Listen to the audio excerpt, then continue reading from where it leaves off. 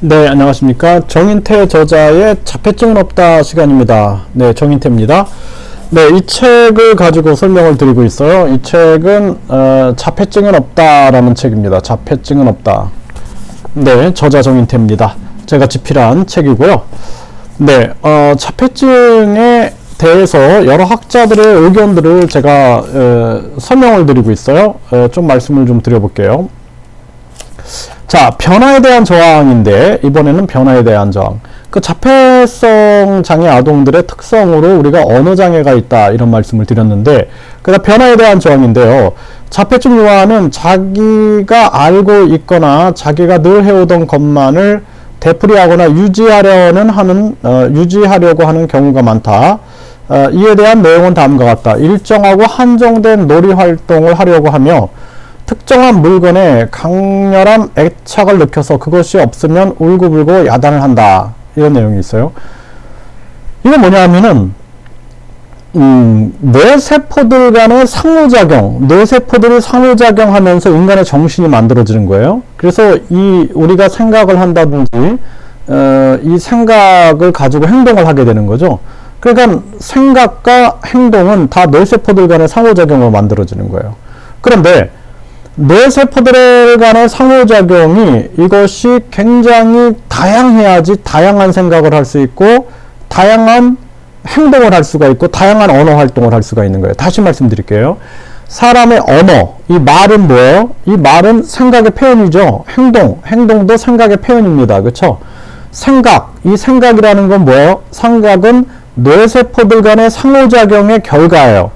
그러니까 뇌세포들, 이제는 보편화된 지식이 됐잖아요. 뇌세포들을 인터넷에서 검색해 보세요. 그러면 뇌세포들이 연결이 되면서 인간의 정신이 만들어지고 있고, 뇌세포들 간의 상호작용으로 인해서 인간의 정신이 만들어지고 있는 거예요.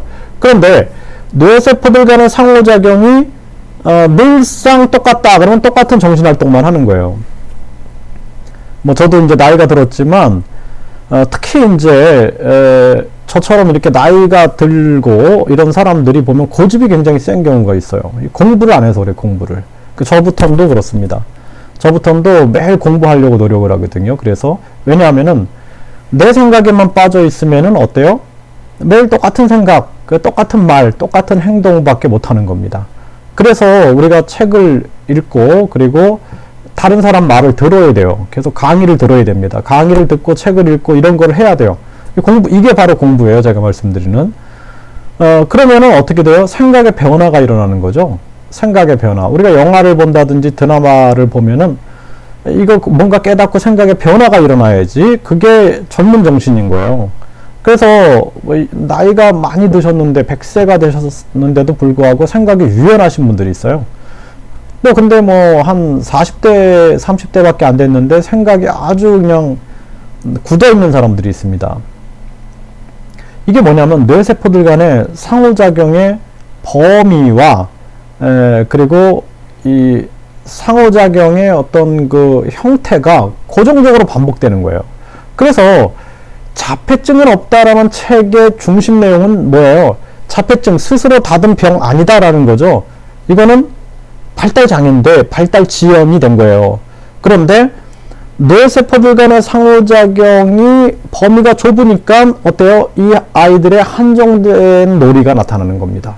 근데 우리가 비장애 아동들을 살펴보게 되면은 점점 다양화되고 반복된 것보다도 뭔가 새로운 거를 추구하고 있어요. 뇌세포들의 연결이 새로운 연결을 추구하고 있는 거예요. 그러니까 거기서 창의성이 나오는 겁니다. 그래서 자폐성 장애 아동들의 특성 중에 보면은 기억력은 좋으나 창의성은 없다. 창의성은 뇌세포들이 어떻게 돼요? 연결될 수 없는 것 같은데도 연결시킬 수 있는 능력인 거예요.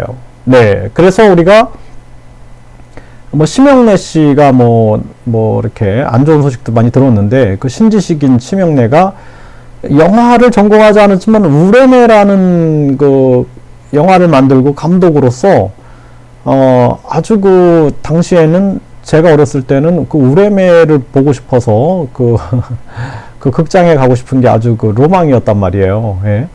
그 사람은 개그맨으로서 뭔가 통찰하고 영화를 전공하지 않았지만 뭔가 새로운 어떤 그 자신이 가지고 있는 감각을 통해서 뭔가 만들어내는 그러한 능력을 가지고 있었던 거죠.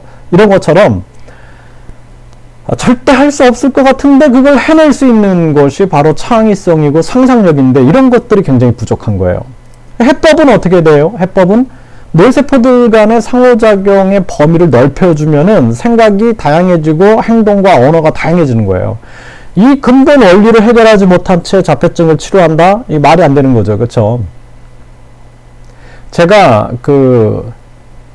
20대, 30대에 정말 전국을 누비면서 이 특강을 하러 다녔습니다. 자폐증은 없다. 자폐증의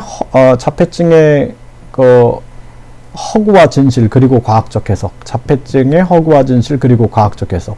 또 자폐증은 치료된다. 뭐 자폐증 원인 규명. 뭐 이런 특강들을 굉장히 많이 했어요, 제가. 다 이유가 있었던 그러한 내용이고 그러한 책들을 제가 계속 출판을 했죠. 네. 자, 그래서 이렇게 보셔야 되고 그 다음에 자기주의 환경에 어떠한 조그만 변화라도 생기면 이를 참지 못하고 적응을 하려고 하지 않는다. 같은 거예요. 우리가 뇌세포들 간의 상호작용이 굉장히 유연하고 다양하고 폭넓고 이런 사람들은 적응을 잘합니다. 굉장히. 근데 그렇지 않으면 변화에 대한 저항을 하게 돼요. 그 정치인들도 보세요. 보수와 진보 이런 사람들 있죠. 그쵸? 뭔가 계속 고수하려고 하는, 물론 이거는 뭐 정치적으로 해석하면 좀 그렇지만, 그래서 아주 굳은 생각을 가지고 있다. 그러면은 변화에 대한 저항을 합니다. 뭔가 새로운 어떤 그 정책이나 새로운 것이 제안됐을 때 거부하게 되거든요. 근데 그런 거의 어떤 축소된 모습이라고 볼 수도 있는 거예요. 네. 그리고 되게 심한 편식증 마찬가지겠죠. 다양한 음식에 대한 거부. 이게 뇌세포들과 혀와 연결되어 있는 뇌세포가 거기에 기억되어 있는 기억이 이것이 한정적이다 그러면 이런 편식증이 나타날 수밖에 없는 거예요. 네. 그리고 이제 뭐 이건 성향도 이제 설명을 할 수가 있겠고요. 심한 고집이 있어서 고치거나 다루기가 힘이 든다. 고집. 아까 제가 말씀드렸죠. 네, 뇌세포들 간의 상호작용의 범위가 넓고 유연한 사람들은 이게 어떤 신념과 고집은 다르죠. 그쵸? 네. 그리고 집중력이 부족하며 과잉 행동을 보이는 때가 많다. 또 자신의 신체 일부를 물어뜯거나 벽이나 바닥에 부딪히는 등 자해행위가 나타나기도 한다. 그러나 타인에 대한 공격성은 현저히 부족하며 자기 방어조차도 못하는 경우가 있다. 네, 대소변 가르기가 흔히 지연되며 어떤 감각에 있어서는 과잉 또는 과소 반응을 보이는 경우가 있다. 이게 다 발달의 문제인 거예요, 발달.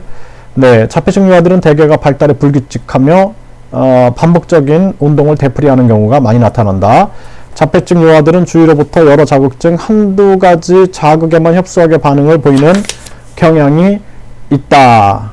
네, 캐너와 아스퍼저가 밝힌 바 자폐증 아동의 특성은 자폐적 상황에서 홀로 있기를 즐긴다. 홀로 있기를 즐기는 것이 아니라 다른 사람과의 상호작용을 잘 못하는 거죠. 네, 규칙적인 것에 대한 강한 욕망이 있다. 규칙적인 것에 대한 강한 욕망이 아니라 변화에 대한 저항을 하는 거예요. 그게 편한 겁니다.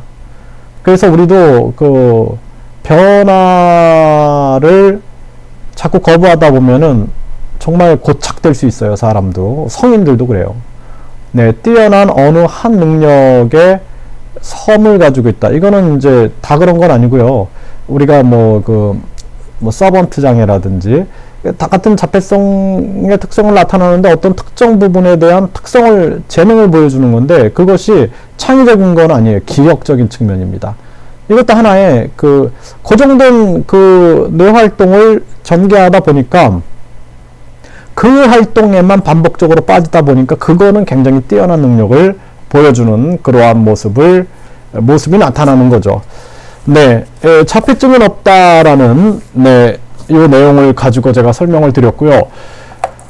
제가 그 자폐증 아동들을 진짜 수천 명 아동들을 임상 재활을 하면서 경험했던 내용을 책으로 집필을 했는데요. 네, 계속해서 유튜브 또는 카카오 TV 또는 네이버 TV를 통해서 직접 부모님이라든지 이 관련 종사자들 그리고 연구하시는 분들 이런 분들과 함께 지식을 공유하면서 논의도 하고 싶습니다. 궁금한 점 있으면 질문 주시면 답변 드릴게요. 감사합니다.